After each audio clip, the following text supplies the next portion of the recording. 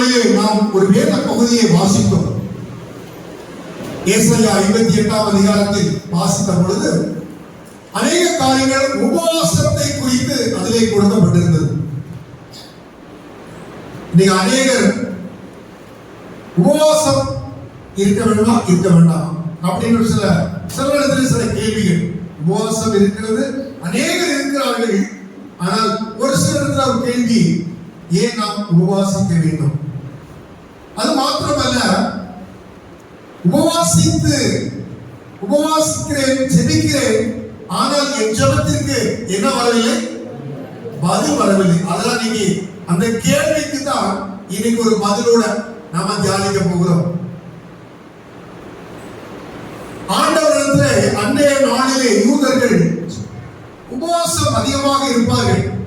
ஆனால் அவர்கள் சொன்னார்கள், நான் உபவாசம் பண்ணிட்டே இருக்கிறேன், ஆனா எனக்கு உபவாசத்துக்கு எந்த பதிலும் இல்லை, எந்த பதிலும் இல்லை. ஏன் ஆண்டவர் என் ஜெபத்தை கேட்கறது இல்லை என்று சொல்லி அவர்கள் இருதயத்தில் நினைத்ததை வைத்து தீர்க்கதரிசியாகிய ஏசாயா தீர்க்கதரிசியை அனுப்பி ஜனங்களுக்கு இதை சொல்லு, ஜனங்களுக்கு இதை சொல்லு என்று சொல்லி ஏசாயா 58ஆம் அதிகாரம் 3ஆம் வசனத்திலே இந்த ஒரு கேள்விகளை இவர்கள் வைக்கிறார்கள். நாங்கள் உபவாசம் பண்ணும் பொழுது நீர் நோக்காமல் இருக்கிறது என்ன? இது யாருடைய கேள்வி? தேவ ஜனங்களுடைய கேள்வி. யாரிடத்துல? தேவனிடத்துல. ஆண்டவர் எப்பொழுதுமே, நம்முடைய ஆண்டவர் எப்படிப்பட்டவர்? Perfect Lord. தேவன், நம்முடைய தேவன் கரெக்டா இருப்பார்.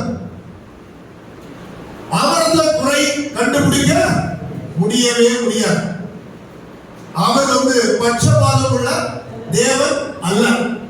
அவர் ஒருவருக்கு நல்லது செய்தது, ஒருவருக்கு தீங்கு செய்கிற தேவன் அல்ல. அவர் எல்லாரையும் ஒரே ஏழை பணக்காரன் என்பது எனக்கு பாகுபாடு உண்டு, அவருக்கு அந்த பாகுபாடு அல்ல. நான் பார்க்கும் பொழுது இந்த ஜாதி அந்த ஜாதி நான் நினைப்பேன், அவருக்கு அது பாகுபாடு அல்ல. அவருக்கு எல்லாருமே அவர் படைத்த ஒரே படைப்பு தான் மனித படைப்பு. அவருக்கு வித்தியாசமே கிடையாது. அது யார் ஆண்டவர் விரும்புகிறபடி உபவாசம் பண்ணி ஜெபிக்கிறார்களோ அந்த ஜெபத்துக்கு நிச்சயமாய் பதில் கிடைக்கும். அந்த பதில் நிமித்தமாக எந்த நோக்கத்தோடு நம்ம ஜெபிக்கிறோமோ அந்த ஜெபத்திற்கு கர்த்தர் நிச்சயமாய் பதில் கொடுப்பார். ஒரு 4 காரியங்களை குறித்து தியானிக்கலாம். இந்த ஏசாயா 58ஆம் அதிகாரத்தை ஆதாரமாய் வைத்து ஒரு 4 காரியங்களை வேகமாக நம்ம பார்க்க இருக்கிறோம். முதலாவது, நாம் எப்படி உபவாசிக்க வேண்டும், எதற்காக உபவாசிக்க வேண்டும், எப்படி உபவாசிக்க வேண்டும், எதற்காக உபவாசிக்க வேண்டும் என்று வேதத்தின் ஒரு சில வசனங்களை நாம் ஆதாரமாக எடுத்து வாசிக்க போகிறோம். எடுத்தவர்கள் வேகமாக வாசியுங்கள். தானியேல் 9ஆம் அதிகாரம்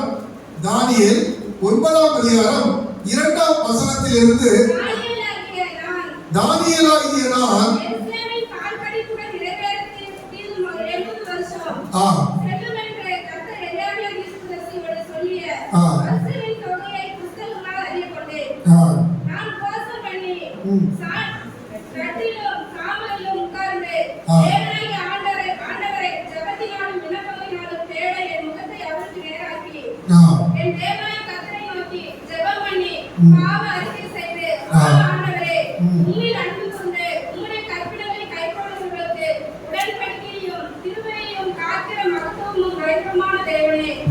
முதல்ல இவர் உபவாசம் பண்ணி ஜெபிக்கிறார். இவர் யாருன்னா அந்த ராஜாவுக்கு முக்கியமான ஒரு பிரதான மந்திரி அப்படின்னு சொல்லலாம். பிரதான மந்திரி, எல்லா மந்திரிகளுக்கும் மேலானவர். ஆனால் நமக்கெல்லாம் தெரியும், ராஜா வீட்டில் உள்ள சாப்பாடு எப்படி இருக்கும்? நம்ம வீட்டில் இன்னைக்கு பிரியாணியா இருக்கும், தட்சிண பிரியாணியா இருக்கும். நீங்க நம்ம வீட்டில் ஞாயிற்றுக்கிழமை கொஞ்சம் ஸ்பெஷல் தான் நிற்பாங்க, சரியா? ஸ்பெஷல் இருக்கும். வீட்டுல நம்ம சாதாரணமா சொல்ல நாம ராஜாவுடைய பிள்ளைகள். யாரெல்லாம் நமக்கு ஆண்டவர் ஒரு பேர் வச்சிருக்காரு, நீங்க ஆசாரியரும் ராஜாக்களும். யாரு? நம்ம நல்லா சாப்பிடணும், நல்லா சாப்பிடணும். எப்படி சாப்பிடணும்? ராஜ சாப்பாடு தானும் சாப்பிடணும். இதுக்கு தான் நம்மளை வச்சிருக்கிறார். ஆனா இந்த ராஜாக்கள் வீட்டுல இருக்கிற அவருக்கு என்ன பிரச்சனை? அவர் என்ன பண்றார் பாருங்க, உபவாசம் பண்ணி அவருக்கு எவ்வளவு வேலை இருக்கும். நீங்க பாருங்க, பெரிய பெரிய அதிகாரத்தில் இருக்கிறவர்கள் வேலை செய்கிற அந்த வேலையுடைய நேரங்கள் 8 மணி நேரம் இல்ல, 12 மணி நேரம் இல்ல, ராவு இரவு பகல் அலைந்து கொண்டே இருப்பார்கள். அநேக நீங்கள் பார்ப்பீர்கள் சொன்னால் முக்கிய பொறுப்பில் இருக்கிறவர்களை பார்ப்பதே அரிது. என்றால் அவ்வளவு நேரங்கள் அவர்கள் வேலை செய்தால்தான் அந்த வேலையை அவர்களால் செய்ய முடியும். அப்படி ஓடிக்கொண்டிருக்கிற இந்த தானியேல் ஆண்டவருடைய பாதத்திலே ஜெபம் மாத்திரம் பண்ணவில்லை, உபவாசம் பண்ணி ஜெபிக்கிறத வாசித்தீங்க. என்ன பண்ணுகிறாரு அந்த தானியேல்? 2ஆம் அதிகாரத்தில் 2ஆம் வசனத்தில் 3ஆம் வசனம், நான் உபவாசம் பண்ணி ரட்டிலும் சாம்பலும் உட்கார்ந்து தேவனாகிய ஆண்டவரை ஜெபத்தினாலும் விண்ணப்பத்தினாலும் தான் தேட என் முகத்தை அவருக்கு நேராக்கி. நாம் இந்த வசனத்தை இன்னும் நல்லா கொஞ்சம் கவனிக்கணும். இன்னைக்கு ஒரு சிலர் வேலைக்கு போறவங்க இருப்பீங்க, ஒரு சிலர் வீட்டுல யாராவது வியாதிப்பட்டு இருப்பாங்க, அல்லது வீட்டுல ஒரு பெரிய கூட்டம் இருக்கும். நம்மால ரொம்ப அவங்க எல்லாத்தையும் பராமரிக்கணும். ஆனா இவங்க உபவாசம் இருக்கணுமா இல்லமா உபவாசம் பண்ணுவாங்க. ஆனா இவர்கள் உபவாசம் பண்ணுகிற அந்த நாளிலே அவர்களுக்கு ஆண்டவரோடு கூட தனிமையாக உட்கார்ந்து ஜெபிக்க நேரம் இருக்காது. என்ன இருக்காது? தனிமையாக உட்கார்ந்து உபவாசம் என்று சொல்லி அவர்கள் சாப்பிட மாட்டாங்க. என்ன செய்வாங்க? சாப்பிட மாட்டாங்க. ஆனா அன்னைக்கு உபவாசம், அன்னைக்கு உபவாசம். இது தானியேல் அப்படி பண்ணவில்லை.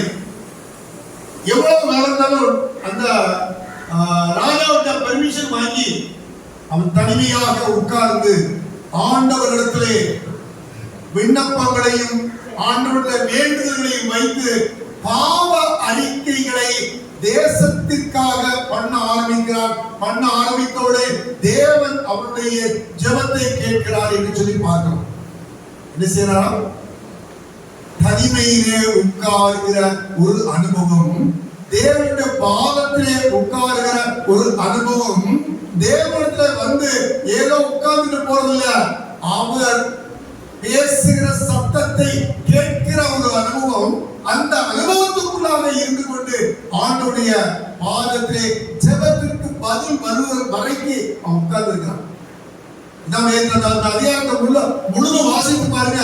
அவன் வாசித்துக் கொண்டு இருக்கும் பொழுது கேப்ரியேல் என்கிற தூதன் இறங்கி வந்து அவரோடு கூட பேச ஆரம்பிப்பார்.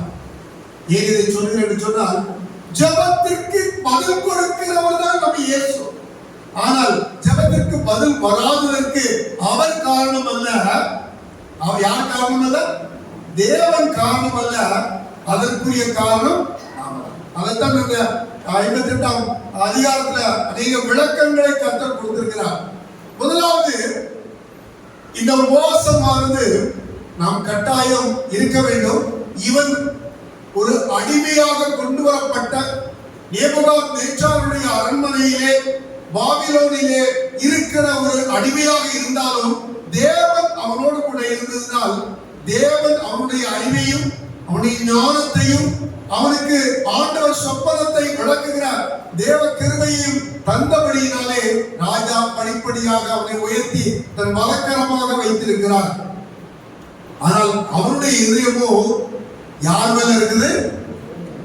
அவனுடைய இஸ்ரவேல் தேசத்தின் மீது அவனுடைய இருதயமோ தன் தேசம் அழிந்து போய்விட்டது, தேசம் பாழாய் போய்விட்டது, தேசத்தில் இருக்கக்கூடிய ஜனங்கள் எல்லாம் மறித்து விட்டார்கள், அநேகர் அடிமையாக இருக்கிறார்கள், அங்கே கட்டப்பட்டிருந்த கட்டடங்கள் அன்றைக்கு மதில் சுவர்கள் இல்லை, ஆலயங்கள் தீக்கிரையாக்கப்பட்டு விட்டது என்று சொல்லி இதன் காரணத்தை அவனுக்கு தெரியும். அதைதான் அவன் தன் தன்னுடைய பாவத்தை அறிக்கை செய்ய ஆரம்பிக்கிறான். என்ன செய்யறான்? எல்லாவற்றையும் தன் இருதயத்திற்குள் கொண்டு வந்து என் தேவனுடைய பாதத்திலே அமர்ந்திருந்து அவன் எடுத்த உடனே என்ன செய்யல? எனக்கு இதை கொடுங்க, அதை கொடுங்க, இதை செய்யலையே, நான் இத்தனை நாளா கேட்டுட்டு இருக்கிறேன், நான் இவ்வளவு உதவி செய்தேன், எனக்கு நான் அவங்களுக்கு போய் ஜெபம் பண்ணும் போது நீங்க நன்மை பண்ணுவீங்களா, அவங்களை விடுதலை கொடுத்தீங்களா, எனக்கு ஏன் ஆண்டவரே இந்த ஜெபத்துக்கு நான் எத்தனை வாரமா ஜெபிக்கிறேன், எனக்கு பதிலே இல்லையே அப்படி கேட்க சொல்லலாமா? அவன் எத்தனை நாள் ஜெபித்தான் சொல்லப்படவில்லை, எத்தனை மாதம் ஜெபித்தான் என்று சொல்லப்படவில்லை. அவன் தொடர்ந்து ஆண்டவருடைய பாதத்திலே உபவாசம் பண்ணி ஜெபித்தான், பாவ அறிக்கை பண்ணினான் என்று சொல்லி வேதத்திலே பார்க்கிறோம். அவன் பாவம் பண்ணவில்லை, ஜனங்களுடைய பாவத்திற்காக என் தேவனிடத்திலே பாவத்தை அறிக்கை செய்யும்படியாக அவன் அமர்ந்திருந்து அவன் ஜெபிக்கிறான். முதலாவது ஒரு காரியத்தை பார்த்தோம், இந்த தானியேல் மூலமாக ஒரு காரியத்தை பார்த்தோம். இன்னும் இதிலே அதிகமாக தியானிக்க இருக்கிறது, ஆனால் நான் வேகமாக போகிறேன். யோவேல் 2ஆம் அதிகாரம் 12ஆம் வசனத்தை என்ன செய்யணுமா?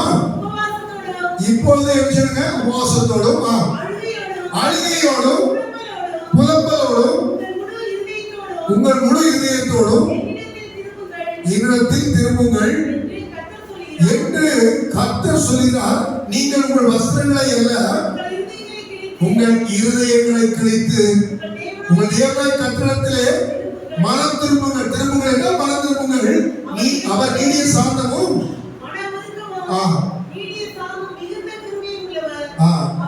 தீங்குக்கு மனஸ்தாபப்படுகிற தேவனாக இருக்கிறார். தீங்கு அனுபவித்து விட்டால் தீங்கு அனுபவிக்கிறார்கள், பாடு அனுபவிக்கிறார்கள், வியாதிகள் அனுபவிக்கிறார்கள், கடன் பிரச்சனைகளை கஷ்டப்படுகிறார்கள், பிரிந்து வாழுகிறார்கள், சமாதானம் இல்லாமல் வாழுகிறார்கள், நோயற்று படுக்கையில் இருக்கிறார்கள், எல்லா கடன் பிரச்சனையும் எல்லாம் இருக்குது. ஏன்? அவர்களுடைய வழி தேவனுக்கு பிரியம் இல்லாமல் இருந்தபடியால் ஆண்டவர் சொல்கிறாரு, நீ மனம் திரும்பு. என்ன செய்? நீ உபவாசம் பண்ணணும், உபவாசம் பண்ணணும். இது ஆண்டவர் சொல்கிறார், உபவாசம் பண்ணு, அழு அழு, ஜெபம் பண்ணு, புலம்பி ஜெபம் பண்ணு, உன் கண்ணீரை ஆண்டவருக்கு ஊற்று. இது ஆண்டவர் சொல்லுகிற வசனம், ஆண்டவர் சொல்லுகிற வார்த்தை. ஆண்டவரே சொல்லுகிறார், உன் ஜனங்களை சொல்லு, இவர்கள் பாவம் செய்து இந்த இதனுடைய யோவேல் இப்படி நான் தியானிக்கல, இருந்தாலும் அப்புறம் வாசிங்க. யோவேல் இந்த 1ஆம் அதிகாரத்தில் சொல்லும் பொழுது அவர்கள் என்ன பாவத்தில் அடிமைப்பட்டு இருந்தார்கள் என்பதை அந்த யோவேல் முதலாவது அந்த ஜனங்களை பார்த்து சொல்லுகிறார். அநேகர் குடித்து வெறித்து இன்னுமாக தவறான உறவுகளை வைத்துக் கொண்டு பாவத்திலே அடிமைப்பட்டுக் கொண்டு விக்கிரகத்துக்கு அடிமைப்பட்டுக் கொண்டிருந்தார்கள். இப்படிப்பட்ட ஜனங்களே, நீங்கள் மனம் திரும்புங்கள். மனம் திரும்புகிறேன்னு சொல்லிட்டு பாவ மன்னிப்பு கேட்டு திரும்பவும் போகாத இருதயத்தை கிளி. இருதயத்தை கிழிக்கிறதுங்க என்ன? இருதயத்துக்குள்ளதான் அது திருக்குள்ளது, அது கேடு உள்ளது, ஆண்டவருக்கு பிரியமில்லாமல் செய்ய நினைக்கிறது இருதயத்துக்குள்ள இருந்துதான். என்ன இருக்குதா? வாய் பேசுது. அவன் இருதயம் எப்படி இருக்கிறதோ அப்படித்தான் நீ நடக்கிறார். அவன் இருதயத்துக்குள்ள உனக்கு தெரியும், ஆண்டவருக்கு தெரியும். என்னென்ன பாவத்தை உள்ள வச்சுக்கிட்டு, என்னென்ன கோபத்தை உள்ள வச்சுக்கிட்டு, என்னென்ன தீய எண்ணத்தை உள்ள வச்சுக்கிட்டு, என்னென்ன அசுத்தமான காரியங்களை உள்ள வச்சுக்கிட்டு நீ எப்படி இருக்கிறது தேவனுக்கு தெரியும். நீ அதையெல்லாம் எடுத்து போடு, அதையெல்லாம் எடுத்து போடு. அப்பொழுதுதான் நான் உன் தேசத்திற்கு சேமத்தை கொடுக்க முடியும்.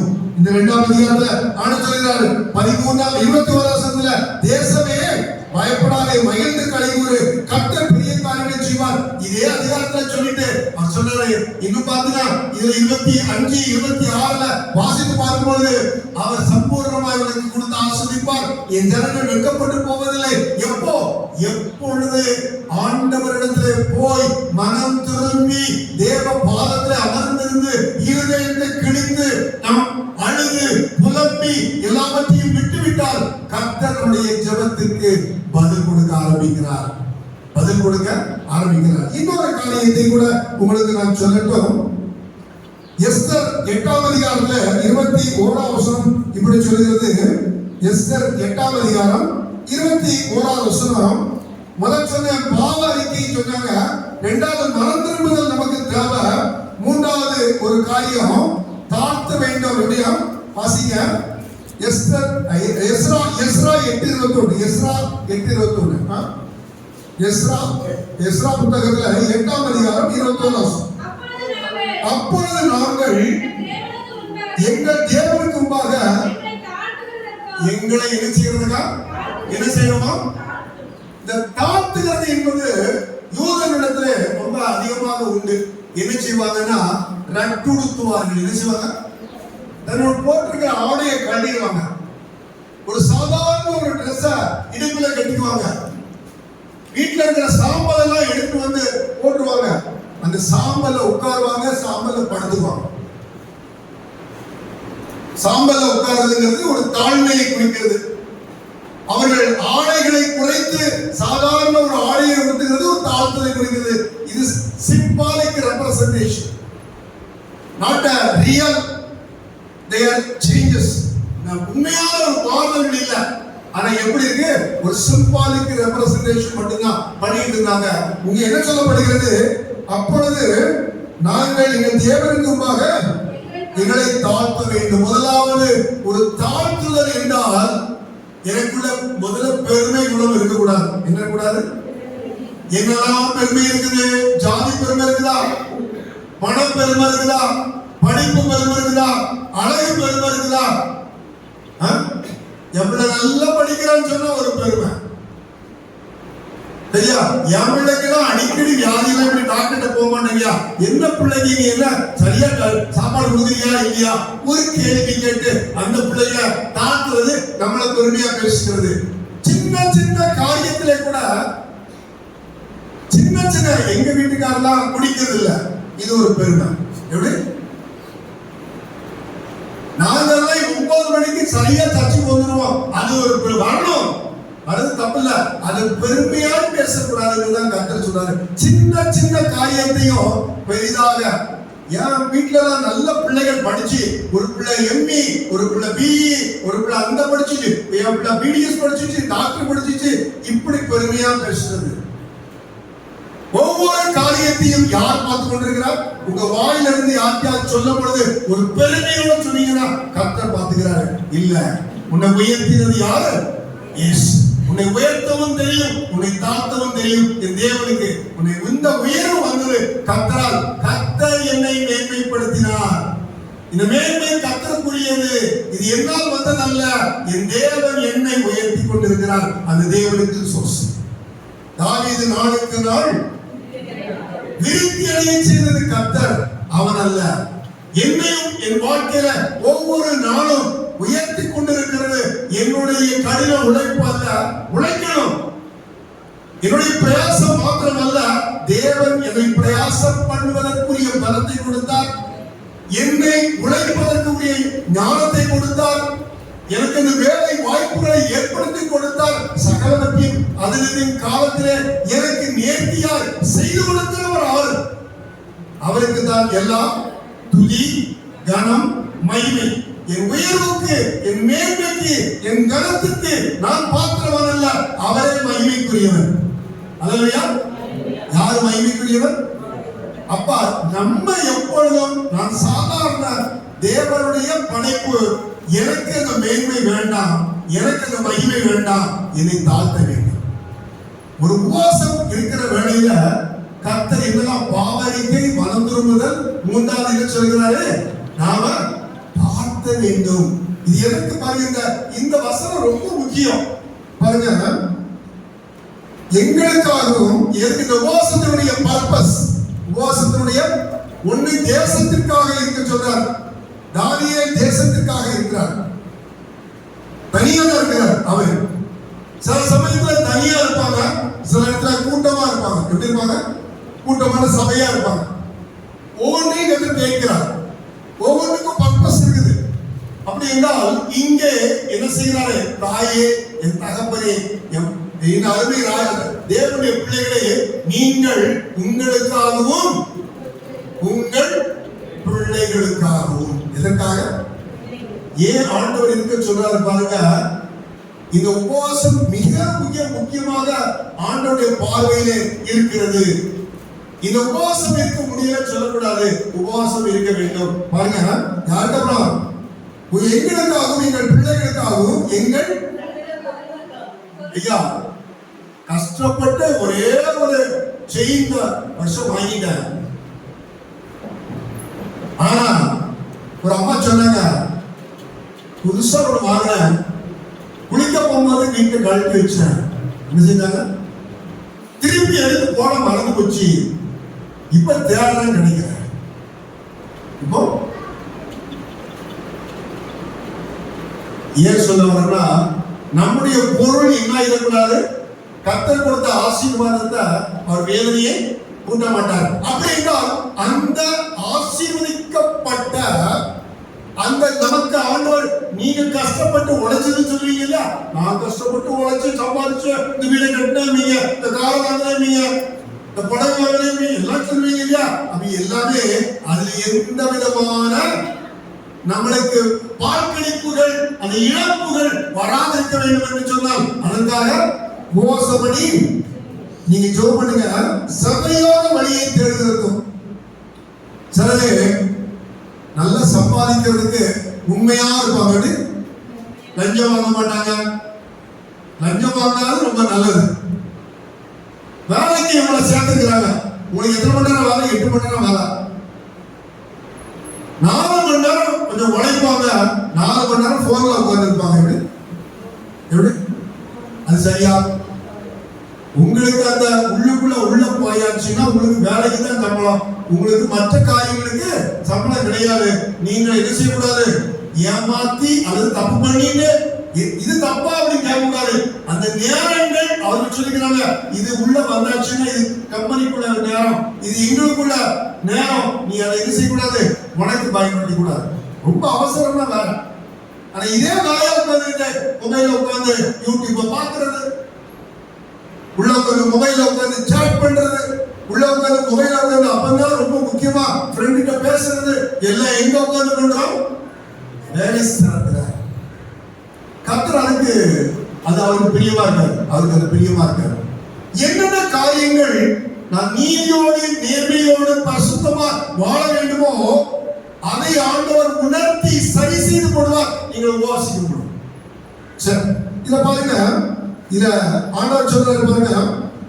சரியான வழியை தேர்ந்தெடுக்கும் அங்கே அந்த அகாவா நதியிலே உபவாசத்தை கூறினேன். சரி, 3 காரியத்தை வேகமா பார்த்தோம். என்னெல்லாம் பார்த்தோம்? பாவரிக்கை, மனம் திரும்புதல், இன்னொன்று தாழ்மை உள்ள ஜெபம். இது நான் எப்படி செவிக்கணுங்கிறதுக்காக சொன்னேன். இன்னொரு காரியத்தை ஆண்டவர் சொல்றாரு பாருங்க. மத்தேயு 6ஆம் அதிகாரம் 16ஆம் வசனம். நீங்க என்ன செய்யக்கூடாதாம்? நீங்கள் உபவாசிக்கும் பொழுது மாயக்காரரை போல முகப்பாடலா இராதீர்கள். அவர்கள் உபவாசிக்கிறதை மனுஷர் காணும் பொருட்டாக தங்கள் முகங்களை வாடப்படுகிறார்கள்.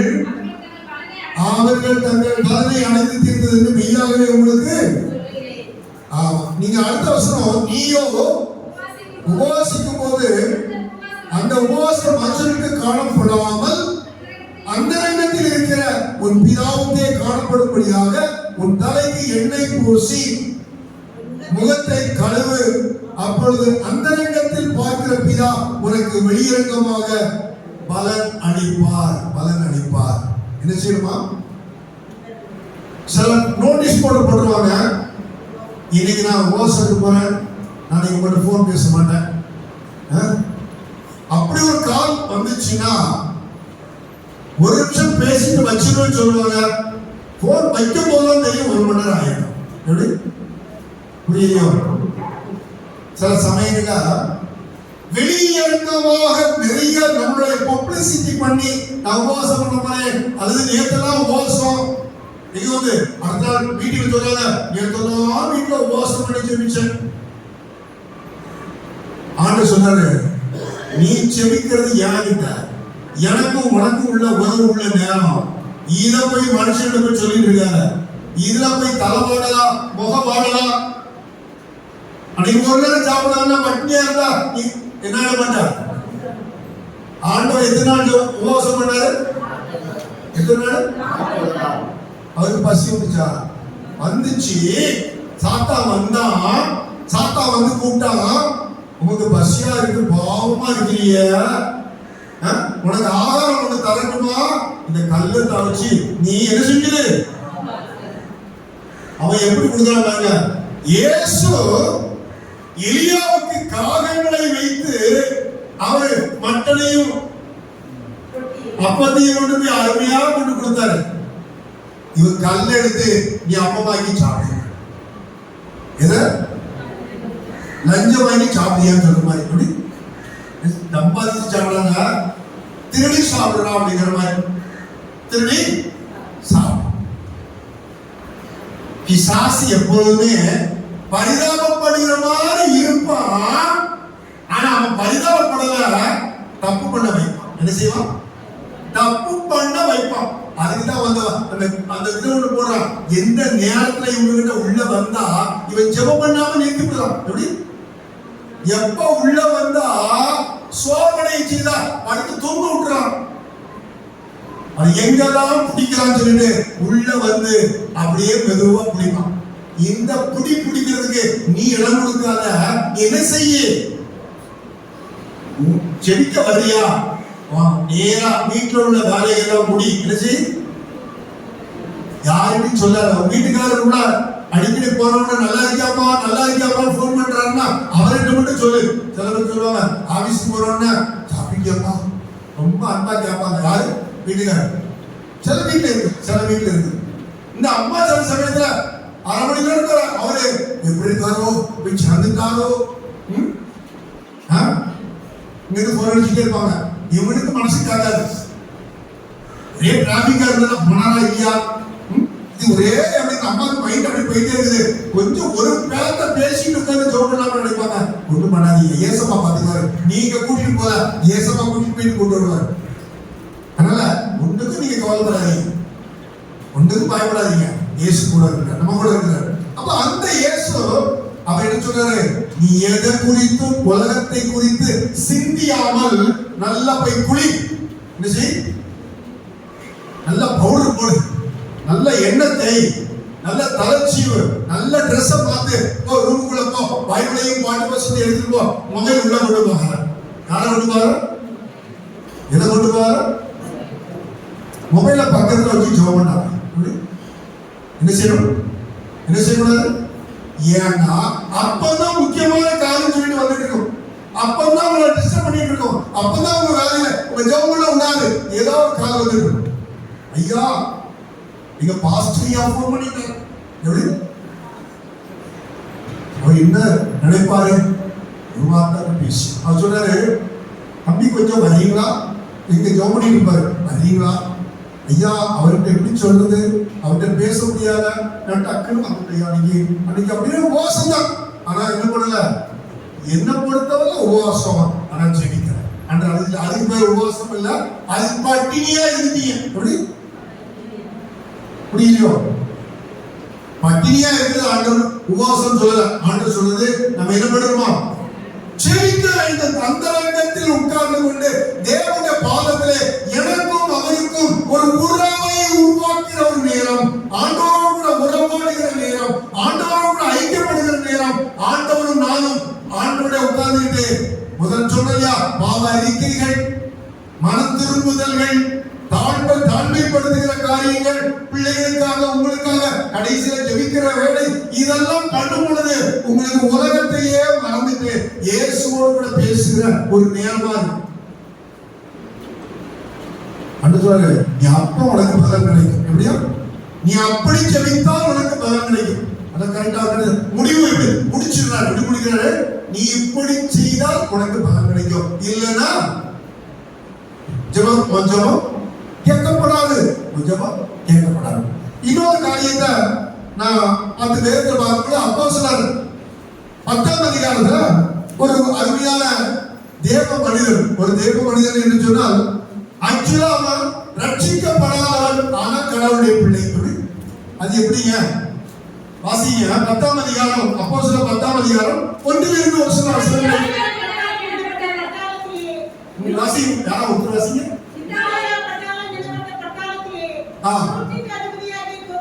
யார் பேரு? கொர்நேலியு. அவன் ஒரு 100க்கு அதிபதி. இந்த ரோம அரசாட்சியில 100க்கு அதிபதி என்பவர்கள் யாராக இருப்பார்கள்? ரோமர்களாக இருப்பார்கள். யாருப்பாங்க? ரோமர்களாக இருப்பார்கள். ஏனென்றால் அங்க ஒரு யாருடைய கட்டுப்பாட்டுக்குள்ள அந்த தேசம் இருக்குது? ரோமர்கள். இந்த உள்ளூர்காரர்களா இருந்தா என்ன பண்ணிடுவாங்க? இவங்களுக்கு சப்போர்ட் பண்ணி தேசத்தை ராஜாவுக்கு எதிராக செய்யப்பட்டு விடுவார்கள். அதனால அவன் ரோமரா இருக்கிறான். வாசிங்க. ஒரு மனுஷன் செசரியா பட்டணத்திலே இருந்தான். அவன் தேவ பக்தி உள்ளவனும் தன் வீட்டார் அனைவரோடும் தேவனுக்கு பயந்தவனுமாய் இருந்து ஜனங்களுக்கு மிகுந்த தர்மம் செய்து என்ன செய்யறான்? தர்மம் செய்து எப்பொழுதும் தேவனை நோக்கி ஜெபம் பண்ணி கொண்டிருந்தான்.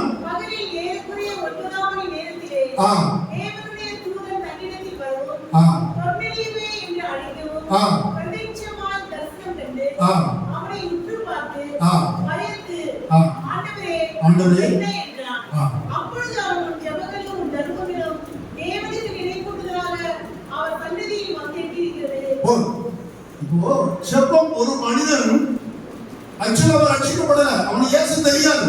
பின்னாடி பாருங்க, பின்னாடி பார்த்து அந்த வாசிச்சு ஒரு அதிகாரம் முடிச்சு வாசிங்கன்னா அதுக்கப்புறம் பேதுருவின தரிசனத்துக்கு வருகிறார். பேதுருவிட்ட இவங்க ஆள் அனுப்பிச்சிருக்காங்க. பேதுரு வர்றாரு, பேதுரு வந்து வீட்டுக்கு வர்றாரு. பேதுரு வந்து இவங்களுக்காக இயேசுவை பத்தி சொல்றாங்க. எல்லாருக்குள்ள பரிசுத்த ஆவியானவர் இறங்குறாரு. இவர்கள் எல்லாம் ரட்சிக்கப்படுகிறார்கள், பின்பு ஞானஸ்நானம் எடுக்கிறார்கள் என்று சொல்லி இந்த வேத புத்தகத்தில் எழுதப்பட்டிருக்கிறது. நீங்கள் வாசித்து பாருங்கள். ஏன்னு சொல்லுங்க சொன்னால் இவர் தேவ பக்தி உள்ளவர், ஆனால் யார் தெய்வம் தெரியாது. ஆனால் அவர் என்ன செய்யறார்? ஏழைகளுக்கு உதவி செய்கிறார். அது மாத்திர தான தர்மம் பண்றான், ஜெபம் பண்றான், உபவாசம் பண்றான்.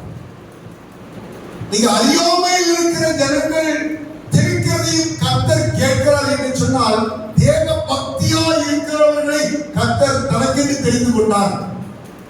நீங்க அவர்கள் நன்றாக இருக்கிறார்கள் என்று சொன்னால் அவர்கள் கர்த்தருக்கு நீதியோடு நியாயத்தோடு பரிசுத்தத்தோடு வாழும் பொழுது அவருடைய வாழ்க்கை கர்த்தருக்கு பிரியமா இருக்கும். இப்ப நான் ஒரு சில காரியங்களை நம்ம வேகமாக பார்க்க போறோம். இந்த வசனத்துல எங்க இந்த அதிகாரத்துல ஏசாயா உள்ள சில காரியங்கள் இன்னைக்கு நம்ம எதற்காக ஜெபிக்கிறோம் அப்படின்னு முதலாவது ஒரு காரியம், எதற்காக இன்றைய நாளிலே அநேகர் ஜெபிக்கிறார்கள் என்று பார்க்கும் பொழுது ஏசாயா 58ஆம் அதிகாரம் 3 மற்றும் 4 இப்படி சொல்லப்படுகிறது. நாங்கள் உபவாசம் பண்ணும்போது நீ நோக்காமல் இருக்கிறது என்ன? நாங்கள் எங்கள் ஆத்துமாக்களை ஒடுக்கும் போது நீர் அதை அறியாமல் இருக்கிறார்கள். இதோ நீங்கள் உபவாசிக்கும் நாளிலே உங்கள் இச்சையின்படி நடந்து முதல்ல ஒரு காரியம் சொன்னாரு. என்ன சொன்னாரு? ஐயா உபவாசம் சொல்லிட்டா பட்டினியா இருக்கிறீங்க, எப்படி பசியா இருக்கிறீங்க, ஒன்னும் சாப்பிடல, நல்லதுதான், என்ன செய்றீங்க? என்ன செய்யுங்க? அதுல இச்சையும் கொடுக்கப்பட்டிருக்கிறது, வேலையும் கொடுக்கப்பட்டிருக்கிறது. அப்படின்னா உங்க விருப்பங்கள், உங்களுடைய ஆசைகள், உங்களுடைய சில தவறான மன விருப்பங்கள் இதெல்லாம் இச்சையில வந்தது. கண்கள் இச்சை, மாம்சத்தின் இச்சை, இதெல்லாம் உள்ளுக்குள்ள வருது. இந்த இச்சைகளுக்காக ஜெபிக்கிறீர்கள். அப்படின்னா என்ன? எனக்கு இந்த பையனை தான் திருமணம் முடித்து வைக்கணும், நான் தினந்தோறும் உபவாசம் பண்றேன், ஆண்டவரே எனக்கு அந்த பையனை கல்யாணம் செய்ய சொல்லி எங்க அம்மாட்ட சொல்லுங்க. எப்படியா? எதுக்கு கவனிக்கிறீங்களா? எதுக்கு ஜெபம்? எதுக்கு ஜெபம்? கல்யாணத்துக்கு. என்ன கல்யாணம்? அது என்ன கல்யாணம்? அப்பா அம்மா பார்த்த கல்யாணம் இல்ல, நான் பார்த்த கல்யாணம். ஏன் விருப்பம், ஏன் இச்சை. எதுக்கு? அவங்க 2 பேரும் பழகிட்டாங்க. நீங்க அம்மா அப்பா சொல்லி கேட்க மாட்டேங்க, போடா அவங்க பிள்ளைங்க வேண்டாண்டா, அது நமக்கு ஒத்து வராது. யார் சொல்ற? அப்பா அம்மா. இவர் எங்க உட்கார்ந்து மிளகா போட்டு ஜெபம் பண்றாரு. எதுக்கு? எனக்கு அந்த பிள்ளைய தாகம் பண்றவரே. எதுக்கு? எனக்கு அந்த பிள்ளைய இச்சைகளின்படி நீங்கள் இருந்து உபவாசம் பண்ணுகிற உபவாசம் தான் இன்னைக்கு இருக்குது. கர்த்தர் நோக்காமல் இருக்கிறாரு. இன்னொரு காரியம் இருக்காரு, உங்க வேலையெல்லாம் பண்ணிட்டு இருக்கீங்க. உங்களுக்கு எப்பவுமே 24 மணி நேரம் வேலை வேலை வேலை வேலை வேலை. காலையில் எழுபணுமா, உடனே வீட்டுக்கு தொடுத்தோமா, முன்னாடி போய் கொஞ்சம் தண்ணி தெளித்தோமா, வந்தோமா, அடுப்புகிட்ட போனா ஒரு டீ வச்சு கொடுத்தா அவருக்கு டீ வச்சு அவருக்கு எழுப்புனா, பின்னாடி அவருக்கு கொஞ்சம் பிள்ளைக்கு டிஃபன் ரெடி பண்ணி எல்லாம் பண்ணி ஸ்கூலுக்கு அனுப்பிச்சு வச்சோன்னா, அப்படியே கொஞ்ச நேரம் துணி துவைச்சோன்னா, எனக்கு சாப்பிட கூட நேரம் சாப்பிட கூட நீங்க ஒன்றும் சாப்பிடலைங்க. நீங்க உபவாசம் எப்படியா? இந்த உபவாசத்துக்கு உபவாசம் சொல்லி கர்த்தர் சொல்லல. எது சொல்ல? இதெல்லாம் பண்ணிட்டு இருக்கீங்க, இதை பண்ணாதீங்க, ஜெபம் கேட்கப்படாது. வாசிங்க. அதான் சொல்லுங்க. இதோ வழக்குக்கும் வாதுக்கும் துஷ்டத்தனத்தையும் கையினால் குத்துகிறதுக்கும் உபவாசிக்கிறீர்கள். நீங்கள் உங்கள் கூக்குரலை உயரத்தில் கேட்கப்படும்படியாய் வழக்குக்கும் வாதுக்கும். பக்கத்து வீட்டுக்கார அக்கா கூட ஒரு சின்ன பிரச்சனை. எப்படி? பக்கத்து வீட்டுக்கார அக்கா கூட ஒரு சின்ன பிரச்சனை. என்ன பிரச்சனை? அந்த அக்கா பேசி பேசி கருத்த போட்டாங்க. எப்படி? இப்ப அதுக்கு உபவாசம் பண்ணி அந்த நாளைக்கு தோக்க அந்த அக்கா இருக்கக்கூடாது, கை கை வளர்க்க கூடாது. கை கை இருந்தாலும் கை நாளைக்கு தோக்க போடுறாங்க. இது இருக்கு உட்கார்ந்து வழக்குக்கும் வாதுக்கும் துஷ்டத்தனத்திற்குமாக உட்கார்ந்துட்டு நீங்க ஜெபம் பண்றீங்களே, நீ உனக்கு மன்னிக்கணும் சொல்லி கொடுத்த இல்லையா? சமாதானமா இருக்கணும் சொல்லி கொடுத்த இல்லையா? ஏன் உனக்குள்ள அந்த எண்ணம் வரல? நீ என்ன செய்ய? உன்னுடைய பிரச்சனைகள் எது இருக்கிறதோ அதை கர்த்தரத்தை பிரச்சனையை சொல்ல வேண்டாம், ஆசீர்வாதம் தானே சொல்லி கொடுத்தாரு. என்ன செய்யணும் அவங்களெல்லாம்? ஆனா என்ன சொல்றோம் நம்ம? என்ன செய்யறோம் நம்ம? என்ன செய்யறோம் பாருங்க. 2 சாமுவேல் 12ஆம் அதிகாரம், 2 சாமுவேல் 12ஆம் அதிகாரம் 15ல இருந்து சில வசனங்கள்.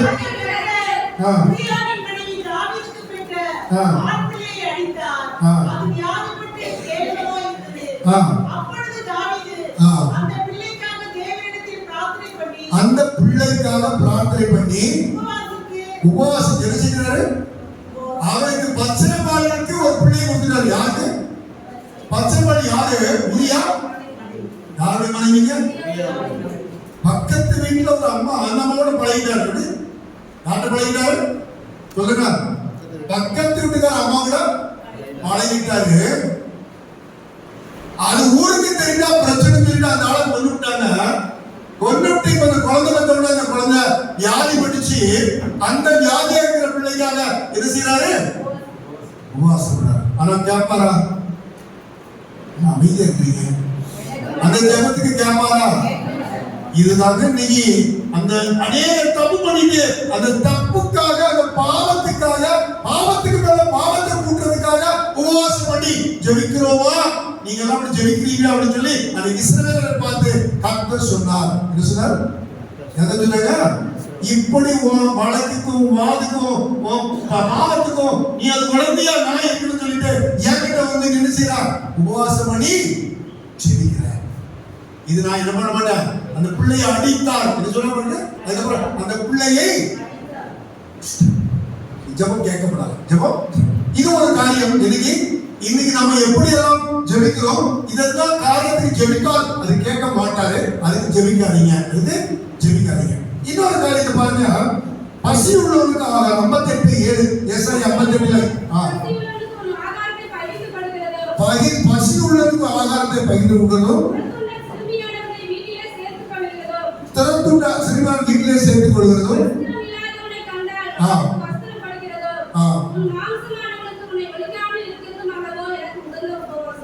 இந்த அடுத்தது ஒண்ணு சொல்றாரு. ஆண்டவர் உடனடியாக தாழ்மைப்படுத்திட்டா உன்னை முடியும் சொல்ல அத்தனை கண்டிஷனையும் நிறைவேற்றது. பாவரிக்கை மனம் திரும்புதல், தாழ்மை, அது உலக இச்சைகளுக்காக ஜெபிக்க கூடாது. இப்போ ஒரு இன்னொரு கண்டிஷன் போடுறாரு. அது என்ன கண்டிஷன்? ஏழை எளியவர்கள், திக்கற்றவர்கள், விதவைகள், அனாதைகள், இப்படிப்பட்ட இன்னைக்கு ஒருவேளை பயனாளிகளை இன்னைக்கு மறித்து போயிருக்கிறவர்களுக்கு உன்னுடைய கையை நீட்டு. ஜெபிக்கலாம், கொடுங்க. ஜெபிக்கிறது மாத்திரமல்ல, நாம் உதவி செய்யுங்க. போன மாதத்துக்கு முந்தின மாதமா ஞாபகம் இல்லை. ஆமா, இன்னைக்கு இந்த உங்க ஆர்கனைசேஷன் ஐயா சொன்னேன், புதிய ஏற்பாடு உங்க சிலருக்கு ஸ்டூடெண்ட்ஸ் கொஞ்சம் கொடுக்கலாம்னு சொல்லிட்டு ஐயா உடனே வாங்கன்னு சொல்லிட்டு அந்த இதுக்கெல்லாம் போனேன், அந்த டியூஷன் சென்டருக்குலாம் போனேன். நிறைய ஏழை பிள்ளைகள் டியூஷன் கற்றுக்கொண்டு வெறும் பாடம் கற்றுக் கொடுத்தது மட்டும் இல்ல, சாப்பாடும் என்ன கொடுக்குறாங்க. அந்த பிள்ளைகள் அப்படியே வெறுமையா விட்டா வீட்டுல போய் ஒழுங்கா சாப்பாடு கிடைக்குமோ என்ன தெரியாது. இன்னைக்கு காலையில உணவு வந்துருச்சு, மத்தியானம் உணவு வந்துருச்சு, நைட் உணவு இருக்குதா தெரியல. ஒருவேளை உங்க ஹஸ்பண்ட் குடிச்சிட்டு வெளிச்சிட்டு வர்றாரு, காசு கொண்டு வயிற்றுல இருந்தா அந்தமா பண்ணியா இருக்கும், பிள்ளையும் பண்ணியா பண்றாங்க இல்லையா. ஐயா நினைச்சாங்க அவர்களுக்கு உணவு கொடுத்து அவளை படிக்க வைத்து அவளை ஆதரித்துக் கொண்டிருக்கிறார்கள்.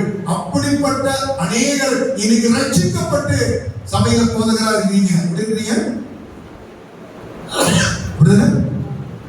அங்க உதவி செய்யும் பொழுது அது ஒரு ஜெபம், அது ஒரு ஜெபத்தோடு கூட செய்யப்படும் பொழுது கர்த்தர் அங்கே ரட்சிப்பையும் ஏற்படுத்தி கொடுக்கிறார். அங்கே ரட்சிப்பையும் ஏற்படுத்தி கொடுக்கிறார். அப்படி என்றால் ஏழை எளியவர்கள் ஆண்டவர் சொல்லும் பொழுது வாசிக்க வேண்டாம். மத்திய 25ஆம் அதிகாரம் 35 இருக்கும்போது வஸ்திரம் இல்லாமல் இருந்த 2 வஸ்திரத்தை கொடுத்தீர்கள். நான் ஆஸ்பத்திரியில இருந்து நான் விசாரிக்க வந்தீங்க, எனக்கு ட்ரெஸ் இல்லாம இருந்துச்சு, ட்ரெஸ் கொடுத்தீங்க. நான் உங்க எங்கேயா பார்த்தேன், இந்த ஏழைக்கு என்ன செய்யும் அது எனக்கு ஆண்டவர் சில வாய்ப்பு கொடுப்பார் இதை செய்யும்படியாக. அந்த வாய்ப்பு கிடைக்கும் பொழுது செய்தால் நமக்கு என்னது, அதுக்குரிய பலன் உண்டு, நமக்கு அதுக்குரிய ஆசீர்வாதம் உண்டு, அதற்குரிய நன்மைகள் உண்டு. அப்படி என்றால் இங்கே ஆண்டவர் சொல்கிறாரு, உபவாசிக்கிற நீ ஒரு நேரம் சாப்பிடல. சிலர் சொல்லுவாங்க, நீங்க ஒருவேளை நீங்க சாப்பிடாம இருக்கிறதுனால உங்க வீட்டுல 4 பேர் சாப்பிடல, ஒரு 200 ரூபாய் மிச்சம். எப்படி அந்த 200 ரூபாய் எடுத்து ஒரு ஏழையை கூட்டு கொடுங்க. எப்படி யாரு கொடுங்க? பசியா இருக்கிறவங்களுக்கு கொடுங்க. உங்களுக்கு மிச்சப்படுத்தாதீங்க, அது உங்களுக்கு ஆதர செலவு தான், அதை மீதிப்படுத்திட்டீங்க. அன்னைக்கு உபவாசம் பண்ணிட்டீங்க, அந்த ரூபாயா முதல்ல எடுத்து எங்கோண்டு வச்சுங்க, ஒரு ஏழை கொண்டு போய். ஏழைக்கு இறங்குகிறவன் கர்த்தருக்கு கடன் கொடுக்கிறார். ஏழைகளுக்கு அவர் தகப்பனாய் இருக்கிறார், திக்கத்தோடு அவர் தகப்பனாய் இருக்கிறார். நமக்கு தகப்பன் இல்லையா? ஏழையா இருக்கிறவன் மரத்தை பார்க்கிறாரே, ஏழையா இருக்கிறவனுடைய வேலை ஜாதி பார்க்கிறார், ஏழை என்கிற ஒரே ஒரு மட்டும்தான் பார்க்கிறாரே. ஆனால் அந்த ஏழை கஷ்டப்படுகிறத அவர் சும்மா இருக்க மாட்டாரு. உங்க உள்ளத்துல என் உள்ளத்துல ஒரு ஏவுதலை கொடுப்பார்.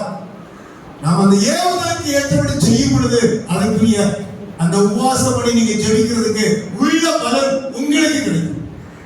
சரி, இன்னொரு காரியம், பசி உள்ளவர்களுக்கு ஆகாரத்தை கொடுத்து ஏசாயா 58:8-9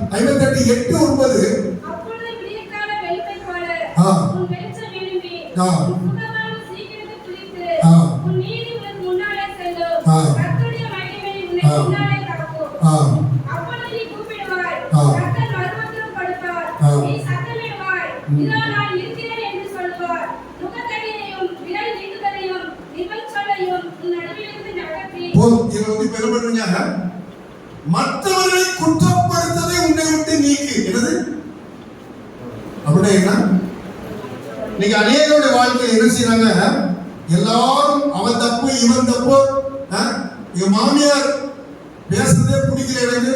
எப்படி யார் பிடிக்கிறது? ஒரு அம்மா வருவாங்க, ஒரு இடத்துக்கு நான் ஆலயத்துக்கு செய்தி கொடுக்கும்போது, ஐயா நீங்க சொன்ன செய்தியில நான் மன்னிச்சோன்னு நினைக்கிறேன். எங்க மாமியார நான் திருமணம் முடிக்க புதுசுல அந்த அம்மா ரொம்ப பேசிட்டாங்க. இன்னைக்கு என்னால மறக்கவே முடியல, இன்னைக்கும் என்னால மறக்கவே முடியல. நான் ஆண்டு எடுத்து சொன்னாரு, எடுத்தவங்க வாசிங்க, மத்தேயு 5:44 வாசிங்க. மத்தேயு 5:44. நான் உங்களுக்கு சொல்கிறேன், யார் உபவாசம் பண்ற நம்மளை பார்த்து ஆண்டு சொல்றாரு, ஜெபிக்கிற நம்மளை பார்த்து ஆண்டு சொல்கிறாரு, யாரை சிநேகிக்கணுமா?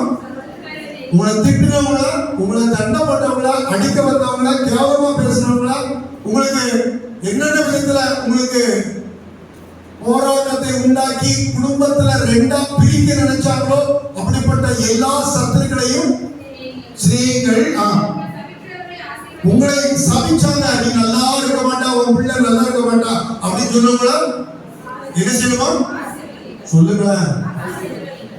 என்னங்க இதெல்லாம் சொல்றீங்க, இதெல்லாம் முடியுமா, பிராக்டிகலா முடியுமா அப்படின்னு ஒருத்தர் கேள்வி கேட்கிறாரு. ஒருத்தர் சொல்றாரு, நீங்க சொல்றது நல்லா இருக்குது, இது பிராக்டிகலா செய்ய முடியுமா சொல்லுங்க. செய்ய முடியுமா, செய்ய முடியாதா? நீங்க ஆசீர்வதிச்சாலும் தெரியும் உங்களுக்கு உள்ள பலன், உங்களுக்கு கிடைக்கக்கூடிய பலன், உங்களுக்கு கிடைக்கக்கூடிய நன்மைகள், உங்களுக்கு கிடைக்கக்கூடிய ஆசீர்வாதத்தை நீங்க அப்பதான் ருசிக்க முடியும். அது வரைக்கும் இந்த ஆசீர்வாதம் வரவே வராது. ஆண்டு பாக்குறாரு பாரு, இன்னும் பக்கத்து வீட்டுக்காரன, மாமியார, மருமகளை குற்றம் சொல்லிக்கிட்டே தான் இருக்கிற ஐயா, அவன் மாறவே மாட்டேங்கிறான், அவன் உபவாசத்துக்கு நான் பதில் கொடுக்க முடியல, என்ன பண்ண முடியல, மன்னிக்க மாட்டேங்கிறாங்க.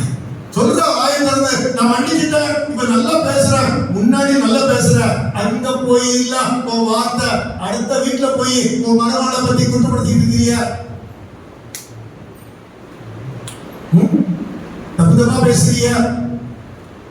நிறைய அடிக்கடி ஒருவருக்கு ஒருவர் குற்றப்படுத்துகிறதே இருக்கிறோம். குற்றப்படுத்துகிறது அப்போ என்ன சொல்றாங்க, ஆசீர்வதிங்க. எப்படியா உங்களை பகைச்சிட்டாங்கன்னா அவன் நல்லா இருக்கணும் அப்படின்னு நினைக்கிறது மாத்திரம் இல்ல, ஏதாவது விதத்துல அவங்களுக்கு ஹெல்ப் பண்ணுங்க, ஏதாவது விதத்துல ஹெல்ப் பண்ணுங்க. உங்க ஜெபம் உபவாச ஜெபத்துல அவங்களுக்கும் சேர்ந்து ஜெபம் பண்ணுங்க. எப்படி யாருக்கு நிந்திக்கிறவங்களுக்கு, துரோகிகளுக்கு, உங்களை துக்கப்படுத்தினவங்களுக்கு, உங்களை வேதனைப்படுத்தவங்களுக்கு, உங்களை கண்டிஷன் வைத்தவங்களுக்கு அவங்களுக்காகவும் அப்படிதான் சொல்றது. கொலோசியர் 3:13 சொல்லும் பொழுது நீங்க ஒருவருக்கு ஒருவர் மன்னியுங்கள், என்ன செய்யுங்க? அதே மாதிரி எபேசியர் 4:32 சொல்லும்போது நீங்கள் ஒருவருக்கு ஒருவர் மன்னியுங்கள்.